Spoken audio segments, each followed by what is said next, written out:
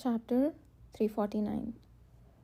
Pruel had told Kishir that if there was anything he wanted to ask, he should pass it through him. Very well, there is one thing I want to ask first. I was curious why you approached my assistant in the garden and not anyone else. You seemed particularly interested, and I would like to know why. Understood. Napoleon, can you tell me why you approached that person earlier? What was the reason?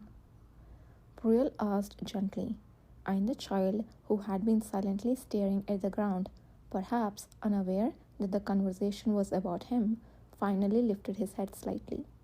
His transparent dark pupils glanced at either and then turned back to his brother. Same feeling I had. Same feeling? Brother? Me? Napoleon's voice was so soft and slow that it was hard to grasp if one didn't pay attention. But with a few words, almost like a whisper, Pruel seemed to understand perfectly, and his eyes widened a bit. Do you understand what he means? It seems that the reason he approached Sir Ale might be because he felt something similar in him, something like what Napoleon and I have. You never mentioned that your brother has the ability to sense the energy of the awakeners, did you? Until now, I thought Napoleon only felt relieved around me because I had similar abilities. But it seems that it might not have been the only reason. Pruel couldn't hide his confusion, but his words didn't seem to be a lie. Then, will you also ask him why he avoided me when I reached out to him? He looked scared and avoided me. Pruel relayed the question to his brother once again. Napoleon, didn't you feel the same sensation from that person as you do from me and yourself? Napoleon's answer came even slower than before. The child, who had clamped his small lips shut and lowered his head, hesitated for a moment before nodding. What does that mean? It seems he couldn't be entirely sure whether he felt it or not. This question was met with a troubled look from Pruel. Even if he can sense the energy of the awakeners, he might not be able to distinguish it completely. No, maybe it's an ability that goes beyond just distinguishing. Yudhir swallowed a response he couldn't give to Pruel, looking at Napoleon. Pruel and Napoleon may not know, but Kishir was someone who concealed powers far more potent than the awakener's energy. Yudhir hadn't even realized these abilities until Kishir himself confessed and demonstrated them. If Napoleon had sensed them from the start, then it was entirely understandable that he was wary of Kishir, feeling that Kishir was different from those who only had the power of the awakener. Glancing at Kishir, he too seemed to be harboring similar thoughts, to the interest in his eyes becoming sharper. It seems that Napoleon has awakened not only the ability to transform but also another ability closer to sensing power. Yudhir also had an excellent sense for detecting when fellow awakeners were using their abilities. However, that had been honed through long experiences and memories of meeting many awakeners. It had to be different from someone born with the ability to sense. To meet such an extremely rare ability here, along with Pruel, there was another immense talent hidden. It would be confusing and frightening now, as he might not even know what abilities he possessed, but it was fortunate that he seemed somewhat less guarded against other awakeners with the same abilities. It shouldn't be a problem to take refuge in the cavalry. If it goes according to my thinking, it might even be helpful. Fine, my curiosity has been satisfied. Tell him thanks for answering. Thank you. When should I start protecting your sibling in the cavalry?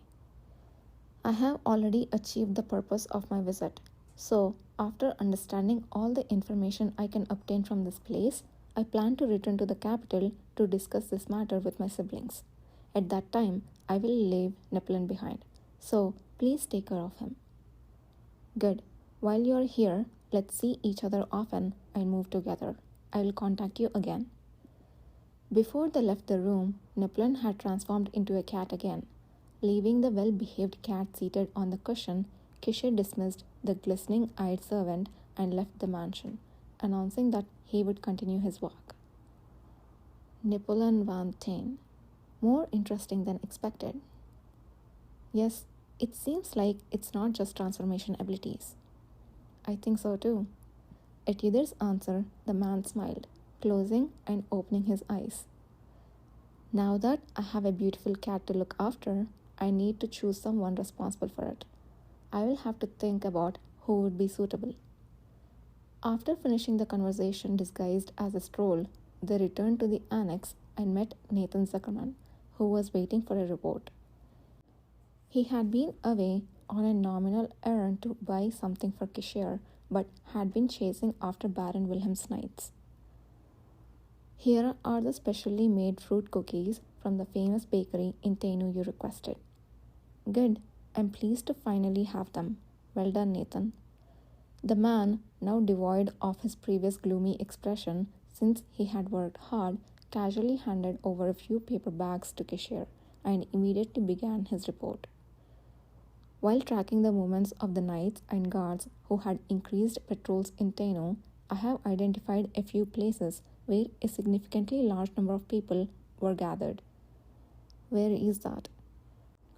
The warehouse near the Red Deer Consortium, located in the outskirts where the city gate is, and the streets dense with pubs that commoners frequent. Taverns and warehouses. They sound like places good for hiding something. Is that all? The Palater Knights are taking turns tailing them, but other than a change in the overall moment, it hasn't been easy to catch them. The warehouses are heavily watched, while the taverns are overrun with decoys. Report immediately if you find out anything more. After Nathan Zuckerman withdrew, Kisher called Ever, who had been waiting for them. I finished my walk, but the day is far from over. I thought about getting a guide to the Finard Square you mentioned. What do you think? I have been waiting for this. I will properly guide you today. Ever's eyes sparkled and he grinned. This time, Ever, Finn, and Eamon joined the carriage ride, which Nathan Zuckerman had previously taken. Ever complained lightly, mentioning that she had gone to the square with them yesterday. The security management team is next to Finard Square. When the three of us went, they absolutely refused to believe that we were members of the cavalry.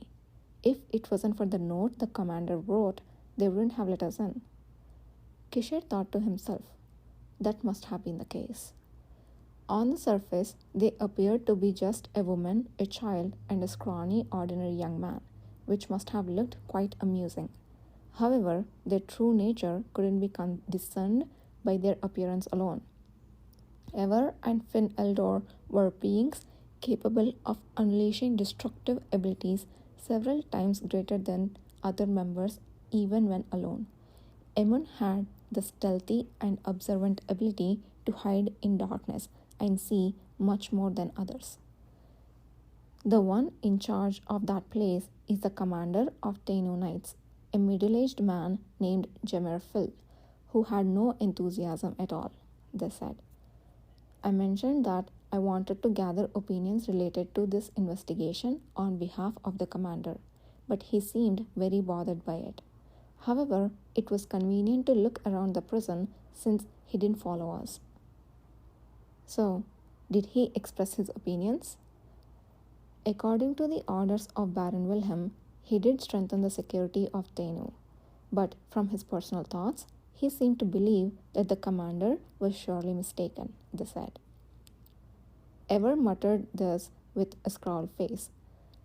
Yudhir made a mental note to remember the name of the knight, Jemer Phil, whom he hadn't met yet. Even after losing 3 of their comrades, they showed that kind of attitude. Seems like there is little camaraderie among them. It seems that many members of the Tenno Knights were not originally from there. Many moved from other knight orders for different reasons. They considered themselves no different from mercenaries, and I overheard them having self deprecating conversations. This time, the one who answered was not Ever, but Aemon. Really? Truly, they are knights fitting of a duke's household that must save money. How was the prison? The prison was much larger than we thought. It is a place that incarcerates and punishes criminals not only from Tenno but also from the surrounding villages. So there were many people coming and going. Ever said that the scale of the prison was enormous, ranging from the basement's first floor to the third floor, and there were many visitors for meetings. It did not seem as secluded as they had thought. As we were passed by, we noticed some people in a corner of the basement's first floor. When we asked a guard, he said they were beggars who had recently been brought in from another village after losing their memories. But a smile rose in Ever's eyes, one that she couldn't hide. Aemon and Finn recognized a few faces among them.